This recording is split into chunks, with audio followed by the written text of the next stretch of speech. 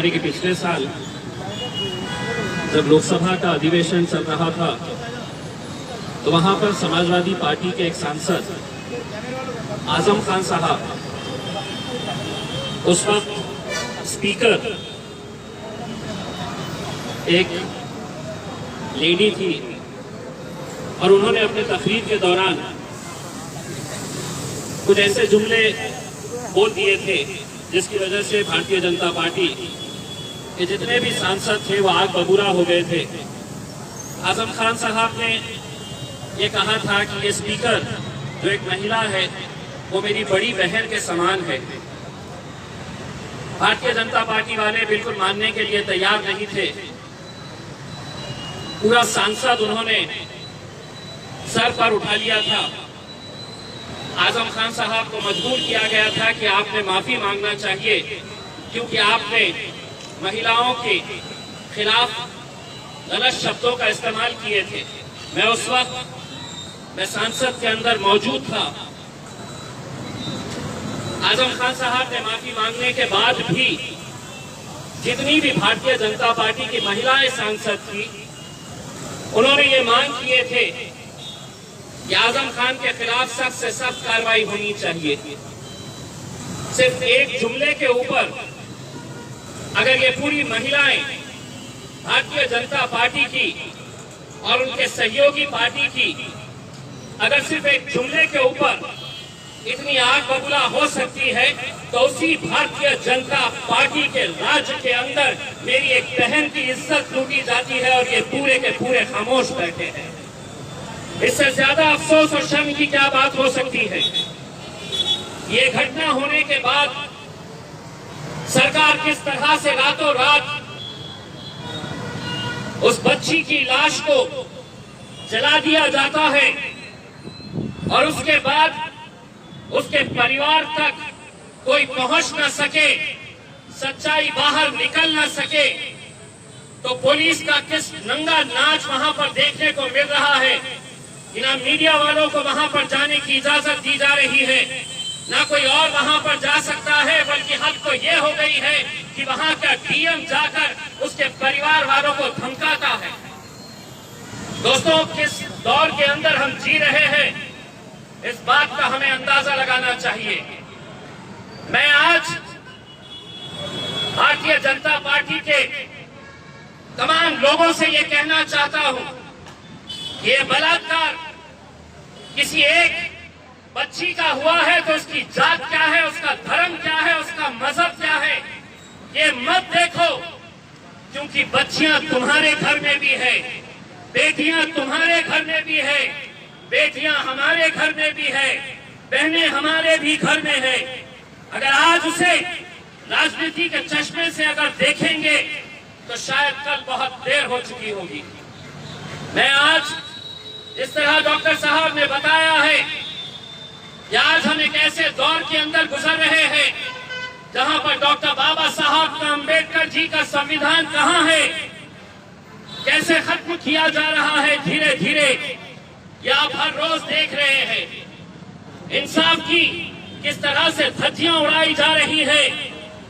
अगर आज इस मुल्क के अंदर हमारा यकीन किसी के ऊपर है तो हाँ, हमारा यकीन सीबीआई पर था, हमारा यकीन सुप्रीम कोर्ट के ऊपर है, हमारा यकीन लोकसभा के ऊपर है, पार्लियामेंट के ऊपर है। लेकिन अगर यही संस्थाएं अगर खुलेआम अगर आज कानून की, संविधान की धज्जियां उड़ाने जा रहे हैं तो ये बहुत अफसोस की, शर्म की और बहुत एक खतरे की घंटी हमको सुनाई दे रही है। दोस्तों, 500 साल पहले कैसी मंदिर गिराई गई थी, किसने मस्जिद बनाई थी, उसका पूरा ब्यौरा आपके पास है। 500 साल पहले क्या हुआ था, इसका पूरा हिसाब आपके सामने आपको दिखाया जा रहा है। लेकिन 28 साल पहले जब वो मस्जिद ढाई गई थी, पूरी दुनिया ने देखा था, पूरी दुनिया देख रही थी टेलीविजन के ऊपर कि वहां पर कौन कौन लोग गए थे, कैसी कैसी बातें कही गई थी, कैसे कैसे नारे लगाए गए थे। और अगर आज अदालतें ये फैसला करती है कि ये नहीं, ये सब बाइज्जत बरी हो रहे हैं, तो आप सोचिए कि आने वाला कल कैसा रहने वाला है। हम लड़ेंगे, हम इंशाल्लाह जितनी हमारी ताकत है हम लड़ेंगे। ये लड़ाई किसी एक मजहब की नहीं है। ये बलात्कार को हम किसी एक मजहब के चश्मे से नहीं देख रहे हैं। एक जवान बच्ची की इज्जत लूटी जाती है और रातों रात अगर उसके बॉडी को वहीं पर पुलिस की निगरानी के अंदर पुलिस के हाथों अगर उसे जलाया जाता है, तो सोचिए उसके परिवार की पीड़ा, सोचिए उसके माँ बाप, उसके घर वालों की क्या हालत होगी। ये एक बच्ची जिसका अंतिम संस्कार भी उनकी मौजूदगी में नहीं कराया गया। ये अगर हुंडा राज नहीं है तो क्या है? और क्यों नहीं वही भारतीय जनता पार्टी के लोग बाहर निकलकर इसकी निंदा कर रहे हैं? क्यों नहीं वो लोग भी इस तरह का अपना गुस्सा जता रहे हैं? ये महज 40-50 लोग अगर हम यहाँ पर इकट्ठा हुए हैं तो सिर्फ इसलिए कि कल जब हमें परमिशन दी गई तो हमें बताया गया कि 20 लोग से ज्यादा नहीं रहने चाहिए, 30 लोग से ज्यादा नहीं रहने चाहिए। हम भी अगर चाहे तो आज औरंगाबाद शहर के तमाम जाति, धर्म और मजहब के लोग सड़कों के ऊपर निकल कर आएंगे। अगर इसी तरह की जुल्म और ज्यादतियां चलती रही तो हमारी भी बर्दाश्त करने की एक सीमा है। हम भी एक हद तक बर्दाश्त करेंगे, लेकिन जिस दिन हमारी बर्दाश्त करने की सीमा खत्म हो जाएगी तब हम भी सड़कों के ऊपर निकल आएंगे।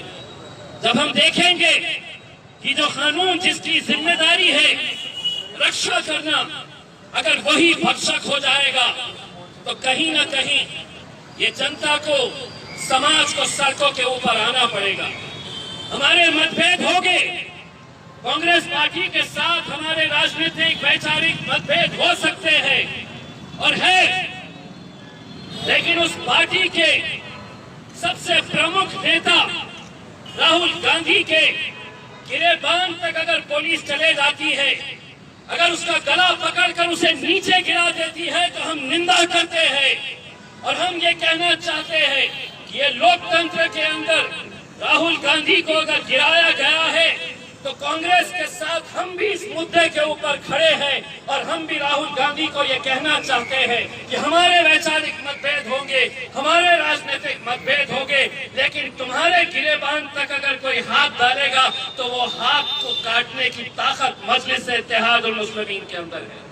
क्योंकि आज अगर वो राहुल गांधी तक पहुंच सकते हैं तो कल वो मेरे खायद बैरिस्टर असदुद्दीन अवैसी तक भी पहुंचने की हिम्मत रख सकते हैं। ये लड़ाई विचारों की, हमारे अलग अलग मतभेद हो सकते हैं, लेकिन आज इन मुद्दों के ऊपर हम सबको एक साथ मिलकर आने की जरूरत है।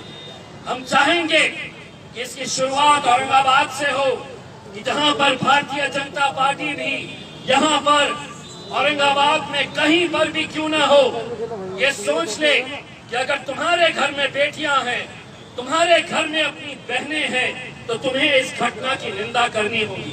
सियासत अपनी तौर के ऊपर चलेगी। ये चोर, ये लुच्चे लफंगे आएंगे जाएंगे। ये मुख्यमंत्री योगी आदित्यनाथ आज रहेगा, कल नहीं रहेगा, लेकिन अगर उसका समर्थन करेंगे तो सोचिए उन दरिंदों की हिम्मत कैसे बढ़ेगी।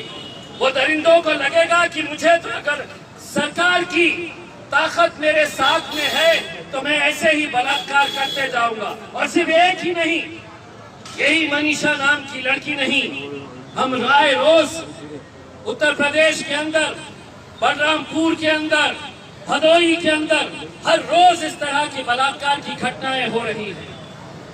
लेकिन अगर इनकी निंदा नहीं की गई, अगर योगी आदित्यनाथ को वहां से हटाया नहीं गया, तो हम तो ये समझेंगे कि इन बलात्कारियों का समर्थन इस मुल्क के वजीर आजम नरेंद्र मोदी और अमित शाह भी कर रहे हैं। इन दरिंदों की हिमायत वो लोग भी कर रहे हैं। कहाँ है वो स्मृति ईरानी जिसने आजम खान के एक जुमले के ऊपर लोकसभा के अंदर इतना हंगामा खड़ा कर दिया था। अगर तू महिला है तो तुझे बाहर निकलकर इस बच्ची के दरिंदे जितने भी थे इनके खिलाफ बोलना पड़ेगा। अगर तुम नहीं बोलेंगे तो अगले अधिवेशन के अंदर तुम्हें हमारा भी सामना करना पड़ेगा। हमारे भी सवाल रहेंगे और तुम्हें जवाब देने पड़ेंगे कि किस तरह से हम एक कानून एक के लिए लगाएंगे और दूसरा कानून दूसरे के लिए लगाएंगे। मैं तमाम औरंगाबाद की आवाम से यह अपील करना चाहूंगा कि इस तरह के छोटे छोटे हम जानते हैं कि कोरोना का पीरियड है, हम भी जितनी एहतियात बरतना है उतनी एहतियात हम बरतेंगे, लेकिन एक संदेश यहाँ से पूरे मुल्क के अंदर जाना चाहिए कि ये जुल्म ज्यादती, इस तरह का गुंडा राज बहुत ज्यादा दिनों तक चलने वाला नहीं है। ये सत्ता में बिठाने वाले यही जनता है। जिस दिन ये जनता सड़कों के ऊपर निकल आएगी तो इनके अंदर इतनी ताकत है कि ये सत्ता को नीचे भी ला सकते हैं, सत्ताधारियों को नीचे भी खींच सकते हैं।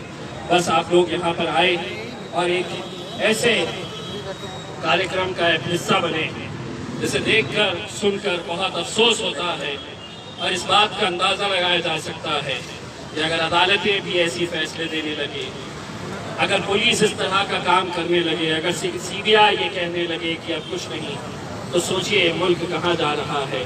दोस्तों, हिंदू, मुस्लिम, सिख, ईसाई, दलित जितने भी लोग हैं, हम सबको ये मुल्क बचाना है। ये मुल्क बचाने के लिए हम सबको एक साथ मिलकर आना है। इतनी भक्ति के अंदर मलिन मत हो जाओ। नरेंद्र मोदी साहब को अपना भगवान मत समझो।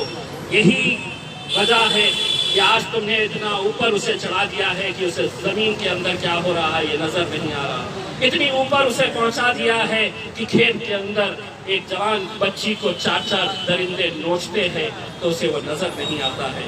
दोस्तों, सभी लोगों को, सभी भारतीयों को एक प्लेटफॉर्म के ऊपर आना पड़ेगा, तभी जाकर हम इन दरिंदों का मुकाबला कर सकेंगे। बहुत बहुत शुक्रिया।